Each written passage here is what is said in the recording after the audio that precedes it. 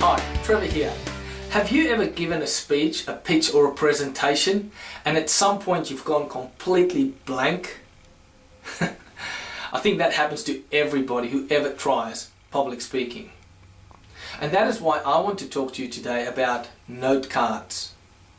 Note cards is great because you can have it with you on stage, and in case you go blank, you can quickly look down, refer to your notes, look up and carry on with your speech. And today I'm going to cover 5 things about note cards in this video. So point number 1, size. I believe the best size to use is A5 and especially in carton. So where do you get A5 carton? Well, a lot of companies have notepads, and if you go to the back you will find this carton and just rip it off, keep it aside for one day when you're going to write your note cards. Or alternatively, if you have one of these A4 writing pads, go to the back and you will find this carton as well. Just fold it in half, cut it, and then you will have 2 A5 note cards. So I believe the best size is A5 note cards because it's just enough space to write down the most critical information that you're going to need on stage. So point number 2, which side should I write on? Firstly, tell me, have you ever seen a speaker that standing on stage and trying to figure out on which note card they are on, or if it's on the front or on the back? Yeah, it looks completely unprofessional. So only write on the front. If you covered the first topic, then you can just swap it and carry on with point number 2, and then with point number 3.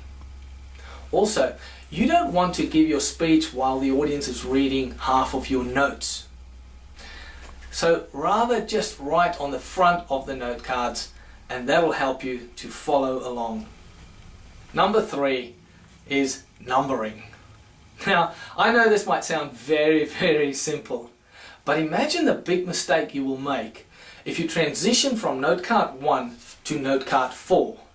And I've seen that happen. So the best advice I can give you is to take each note card and put the number on the top right hand corner. When you arrive at the venue, sit down and quickly put your note cards in the right order.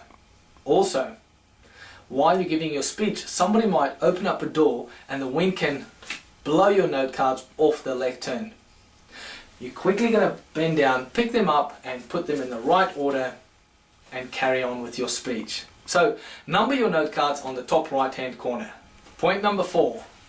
When do you create your note cards? I've seen a lot of people try to write their speech on a note card. They either write it very small and they end up scribbling and pulling arrows and highlighting, and it looks like a complete mess. I will get completely confused and stressed out if I have to look down at that note card. The best time to create your note cards is only after you've written your speech and you've rehearsed your speech and you've put down a couple of bullet points. Then you put the notes onto your note card. So create your note cards last.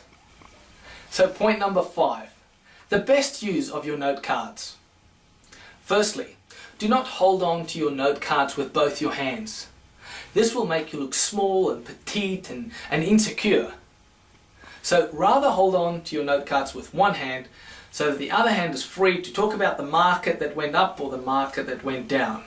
And occasionally swap your hands so that you can speak with your other hand as well. Also, be aware that you don't flop around your note cards and pointing at the audience because it just doesn't look professional. Even better, if there is a lectern, put your note cards down so you can free up both your hands and express with body language. I hope these tools were helpful, and I would highly recommend take some note cards with you every time you're going to give a speech, for in case you're going to hit that blank moment that you can quickly look down and get back to your audience.